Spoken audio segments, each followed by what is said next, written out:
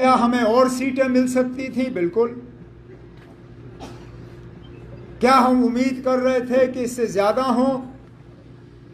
शायद अपने से नहीं, लेकिन दूसरों से। लेकिन एक एक सीट जो आज हमारे पास है, मैं उसके लिए दिल की गहराइयों से जम्मू कश्मीर के वोटरों का शुक्रगुजार हूं। और उसके बाद जो इंडिपेंडेंट एमएलए जीत के आए और फौरी तौर बिना कोई शर्त रखे हुए अपने लिए हमारे इस कारवां के साथ जुड़ गए और हमारी मदद करने निकले, जिसमें हमारे बनी के एमएलए डॉक्टर रणेश्वर सिंह जी भी यहां बैठे हैं।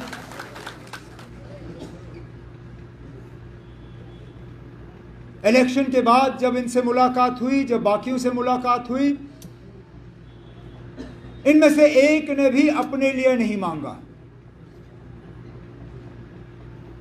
जब बात की तो जम्मू कश्मीर के अवाम के हवाले से बात की, अपने असेंबली सेगमेंट के हवाले से बात की, अपने डिस्ट्रिक्ट के हवाले से बात की और कहा कि लोगों के जो मुतालबे हैं, मुश्किलात हैं, उनका अब हल होना चाहिए। हम बेसब्री से इस दिन का इंतजार करते रहे। 2018 में लोगों की चुनी हुई हुकूमत जब चली गई तो तब से लेके आज तक लोगों ने दरबदर की ठोकरें खाई, मुसीबतों का सामना किया, उनकी आवाज कहीं पहुंची नहीं। मायूसी, परेशानी, दुख, दर्द। लेकिन आज मैं जम्मू कश्मीर के लोगों को यह यकीन दिलाना चाहता हूं कि अब आपकी सुनवाई होगी। इंशाअल्लाह आपकी आवाज अंधेरे में गायब नहीं होगी। आपके मुतालबे नहीं रहेंगे। आपके मुश्किलात जो हैं, इंशाअल्लाह आगे जाके उन मुश्किलात को हम हल करके ही अपने आप को दोबारा लोगों के सामने पेश करेंगे। इलेक्शन के नतीजे निकले ही नहीं थे कि हमारे कुछ मेहरबान ये शोशा डालना शुरू कर गए थे कि जनाब जम्मू का कुछ नहीं होगा, जम्मू को नजरअंदाज किया जाएगा, जम्मू को सजा दी जाएगी कि उन्होंने नेशनल कॉन्फ्रेंस के उम्मीदवार या कांग्रेस के उम्मीदवार को यहां से चुना नहीं। और मैंने पहले दिन से कहा, मैंने कहा यह हुकूमत सबकी होगी, इसमें नुमाइंदे सबके होंगे, इसमें आवाज सबकी होगी और हम खिदमत सिर्फ उन लोगों की नहीं करेंगे जिन्होंने नेशनल कॉन्फ्रेंस या अलायंस को वोट दिए। हम अगर खिदमत करेंगे तो पूरे जम्मू कश्मीर की आवाम की खिदमत करेंगे। डिप्टी सीएम बनाना कोई मजबूरी नहीं थी ना। इससे पहले भी जम्मू के डिप्टी सीएम बने हैं, लेकिन वो कोalition में मजबूरी की वजह। मुफ्ती मोहम्मद सैयद साहब, अल्लाह मगफिरत करे उन्हें, जब वो वजीर आला बने तो कांग्रेस के साथ उनका अलायंस था। अलायंस को उन्होंने ओहदे देने थे। मंगत राज शर्मा जी डिप्टी सीएम बने। जब गुलाम नबी आज़ाद साहब जम्मू से सीएम बने, डिप्टी सीएम बनाना था, कश्मीर को डिप्टी सीएम का दर्जा मिला। जब 6 साल मेरी हुकूमत चली, वजीर आला के तौर पे मैंने जम्मू कश्मीर की खिदमत की। अलायंस की मजबूरी थी कि ताराचंद जी को हम डिप्टी सीएम बनाएं। इस बार फिलहाल कांग्रेस ने अभी तक मिनिस्ट्री में जो है शामिल होने का जो है कोई फैसला लिया नहीं है। लेकिन हमने तब भी डिप्टी सीएम बनाया, और डिप्टी सीएम भी उसी पार्टी का जिस पार्टी का सीएम। ये उन लोगों के लिए जवाब है जो पिछले इलेक्शन में नेशनल कॉन्फ्रेंस के खिलाफ उंगली उठा के कहते थे कि ये मुसलमानों की पार्टी है, इस पार्टी में मुसलमानों के अलावा किसी के लिए जगह नहीं। कहते थे ये कश्मीरियों की जमात है, यहां जम्मू का कोई नहीं होगा। कहते थे ये खानदानी राज वाले लोग हैं, इनको खानदान के अलावा कुछ दिखता नहीं। जब डिप्टी सीएम बनाना था, जम्मू से बनाया, हिंदू बनाया, और मेरे खानदान से उसका कोई लेना देना नहीं है।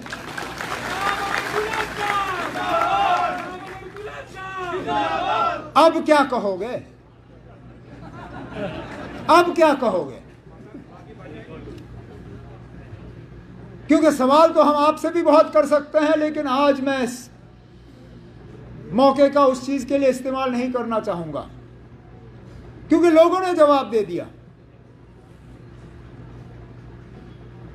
जिस तरह डिलिमिटेशन कराई गई थी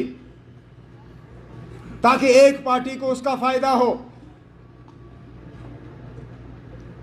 जिस तरह रिजर्वेशन में तब्दीली लाई गई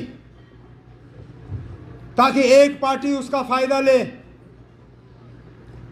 जिस तरह हुकूमत ने अपने मशीनरी का इस्तेमाल किया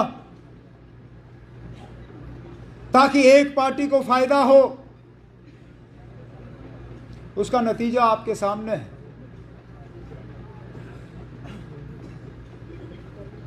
मतलब ये कि ये तमाम हरबे जो हैं ये आपको इलेक्शन तक पहुंचा सकती हैं, लेकिन इलेक्शन जितवा नहीं सकती।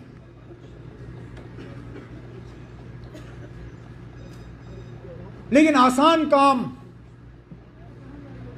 मुझे लगता है हमने कर दिया है यहां तक पहुंच के। अब हमारे लिए मुश्किल काम शुरू हो जाता है, क्योंकि हमने लोगों की उम्मीदों के बराबर उतर आना है।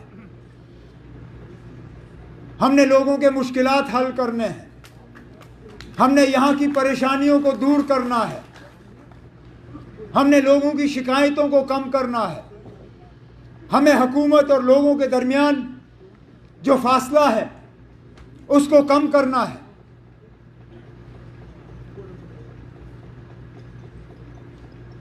अब सदोत्रा साहब ने अपनी तकरीर में जम्मू के हवाले से बहुत सी बातें की कि ये भी मुद्दा है, ये भी है, ये लोग इस बात पे नाराज हैं, उस बात पे नाराज हैं। लेकिन मैं मजबूर होता हूं पूछने पे, ना अब ये नाराजगी पोलिंग बूथ में हमें नजर क्यों नहीं आई?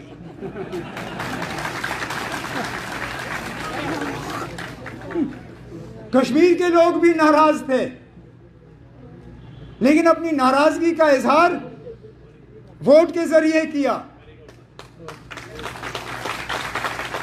चिनाब में भी लोग नाराज थे, वोट के जरिए इजहार किया। रजौरी पुंछ में भी नाराज थे। डिलिमिटेशन, रिजर्वेशन, सब चीजों को एक तरफ रख के वोट के जरिए अपनी नाराजगी को वहां पे दर्ज किया।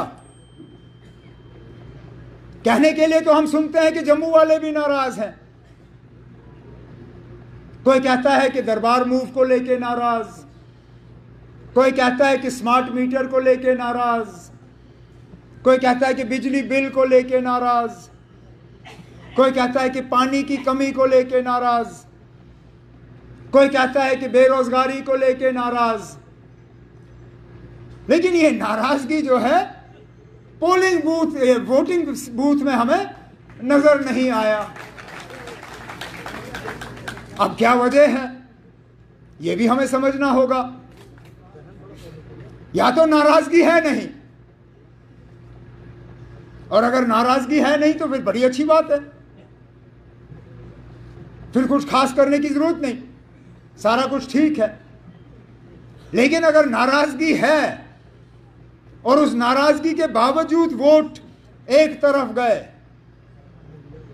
तो इस बात को भी समझने की जरूरत है ना कि आखिरकार हुआ क्या। लेकिन इतना मैं जरूर जानता हूं कि जैसे मैंने पहले कहा, वोट पैटर्न पे जो है हुकूमत चलाई नहीं जाएगी। इलेक्शन हो गए, लोगों ने अपना फैसला जो है सुना लिया, हुकूमत बनी है। अब हमारा काम है कि हम लोगों तक पहुंचे और उनके मुश्किलात और मुतालबे हल करें।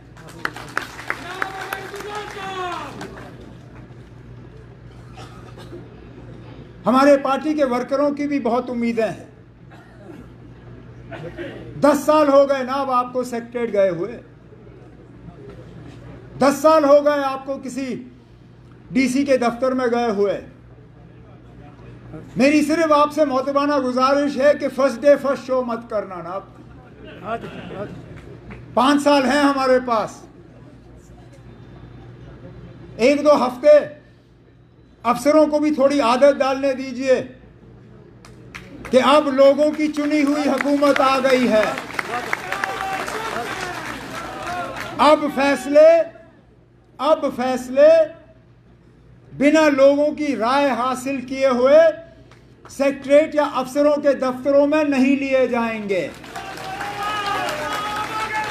अब प्रोजेक्ट बनेंगे, अब डीपीआर बनेंगे, अब पैसे रिलीज होंगे, तब के लोग ये चाहेंगे कि फलाना काम जो है उनके इलाके में होने चाहिए। मैंने पहले ही सेक्रेटरीट में अफसरों से कहा हुआ है कि खासकर जो पंचायतों के प्रोजेक्ट बने इस साल, जो ब्लॉक के बने, जो डीडीसी के बने, जिनमें लोगों के नुमाइंदों की राय नहीं ली गई, चाहे वो डिस्ट्रिक्ट के लेवल पे हमारे चेयरपर्सन शमशाद शान क्यों ना हो, पूजा ठाकुर जी क्यों ना हो, बाकी क्यों ना हो, हमारे एमएलए हजरात, चाहे डॉक्टर रमेश्वर सिंह जी हों, सजाद शाहीन साहब हों, राजू साहब हों, जावेद साहब हों, बाकी हैं। अब मैं इनसे गुजारिश करूंगा कि मेहरबानी करके उन सब कामों को आप रिव्यू करके देख लीजिए कि क्या वाकई ये लोगों के मतलब के काम हैं। तब जाके ये उठने चाहिए और तब जाके इन पे अमल होना चाहिए।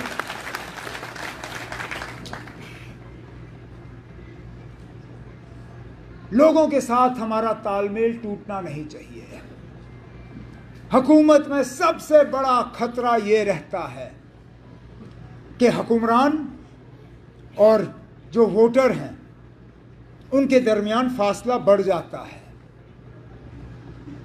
हम जो चुन के आए हैं, हमारा फर्ज बनता है कि हम इस फासले को कम करें। और मैंने ये तय किया है कि जहां जहां कहीं पे भी सरकारी कोई फंक्शन होगा, वहां पे अलग मैं अपने तंजीम के साथियों को कहूंगा कि वहां पे आए, जमा हों, और मैं उनके लिए अलग वक्त मुकर्रर करूंगा।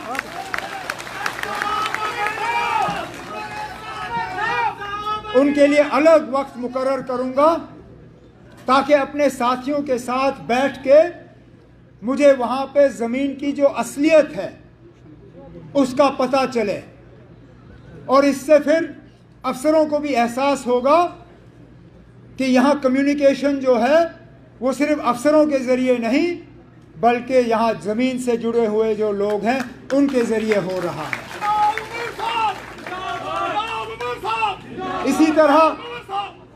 इसी तरह मैं अपने मीडिया के साथियों को ये यकीन दिलाना चाहूँगा कि मेरी हुकूमत के तरफ से आपके साथ कोई सख्ती नहीं होगी, कोई नाइंसाफी नहीं होगी।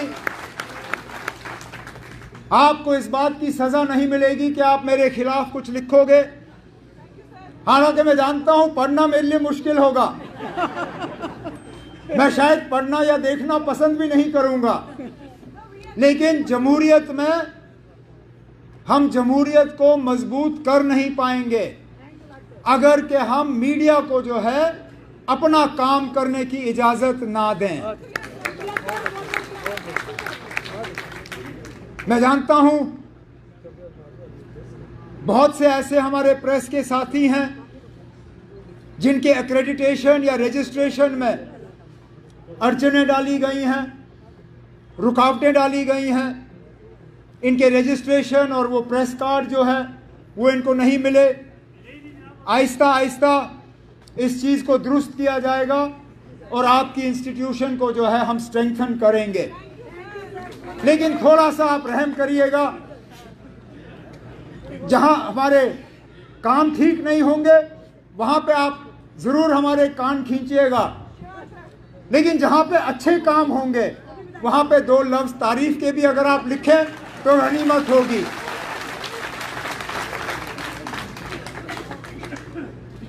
इस साल हमने सियासत के अलावा कुछ नहीं किया, थक गए ना। इलेक्शन लड़ के परेशान हो गए। साल शुरू हुआ तो पार्लियामेंट की तैयारी की, पार्लियामेंट हुए, कुछ नतीजे ऊपर नीचे, मेरा तो ज्यादा ही नीचे था।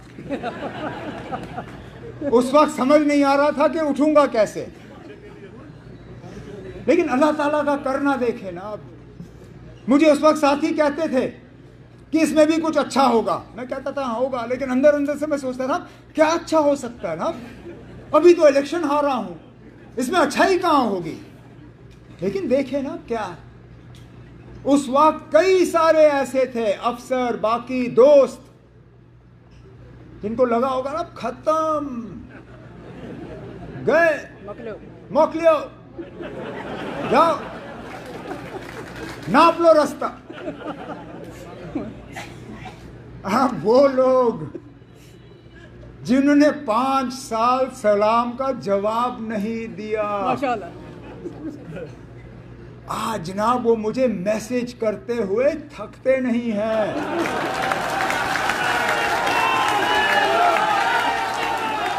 मैं कहता हूं ना, कुदरत भी क्या चीज है। 5 साल एक मैसेज भी नहीं कि ना आप ठीक हो, जिंदा हो, हम क्या कुछ आपके लिए कर सकते हैं या नहीं। अब मैं सुबह उठता हूं तो गुड मॉर्निंग सर, 1 बजे फोन देखता हूं तो सर लंच के लिए क्या खाया, 8 बजे फोन देखता हूं सर डिनर में क्या था, आपके लिए कुछ भेजूं तो नहीं, और 10 बजे रात को गुड नाइट सर, प्लीज अच्छे से सो जाइए।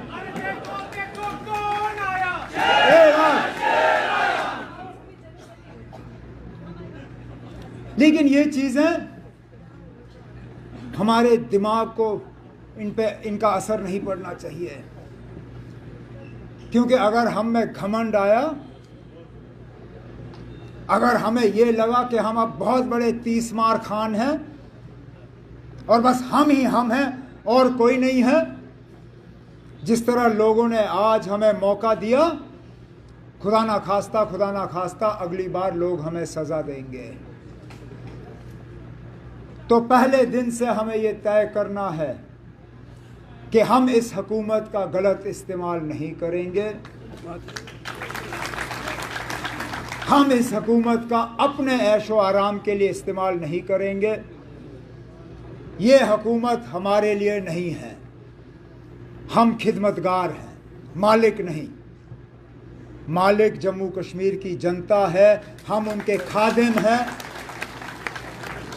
हमें सिर्फ काम करना है, लोगों के काम करने हैं आपके। और मैं इसी बात पे अपनी तकरीर जो है ख़त्म करूँगा कि हमारी 24 घंटे यही कोशिश होगी कि हम आपके मुश्किलात और परेशानियों को कम करें और आपके चेहरों पे दोबारा वो मुस्कुराहट लाएं जो मुस्कुराहट आपके चेहरों पे पिछले 6-8 साल से हम देख नहीं पाए। मैं जनाब सदोत्रा साहब को, रतन लाल गुप्ता साहब को, अपने तंजीम के बाकी साथियों को, अपने विमेंस विंग के जो सीनियर लीडर हैं यहाँ पे, इनको, अपने यूथ, अपने पेरेंट विंग, और जाते जाते मैं इतना ज़रूर कहना चाहूँगा, मेरे जो साथी आगे तरक्की करने की उम्मीद लगाए बैठे हैं, दिल छोटा मत करो ना। अब हमें 5 साल का अरसा दिया हुआ है, फिलहाल हम यूटी हैं, ये भी ज़्यादा देर रहेगा नहीं। हम अपने हकूक़ हासिल करेंगे, हमसे जो लिया गया है उसके लिए हम जिद्दोजहद करेंगे। कोई रूठने की ज़रूरत नहीं है, कोई मायूस होने की ज़रूरत नहीं है। हमें मौका मिला है लोगों की खिदमत करने की, इंशाल्लाह खिदमत करते रहेंगे। मैं अपने साथियों का आज के प्रोग्राम पे और इस वालिहाना इस्तकबाल के लिए शुक्रिया करता हूँ, लेकिन उससे ज़्यादा मैं आप सबका जो इन 2 इलेक्शनों में आपने मेहनत की, चाहे नेशनल कॉन्फ्रेंस के लिए, कांग्रेस के लिए या अलायंस के लिए, दिल की गहराइयों से आपका शुक्रिया करता हूं। और इस इलेक्शन पे कामयाबी हासिल करने के लिए आप एक एक को मुबारकबाद पेश करता हूं। बहुत बहुत शुक्रिया। अस्सलाम वालेकुम।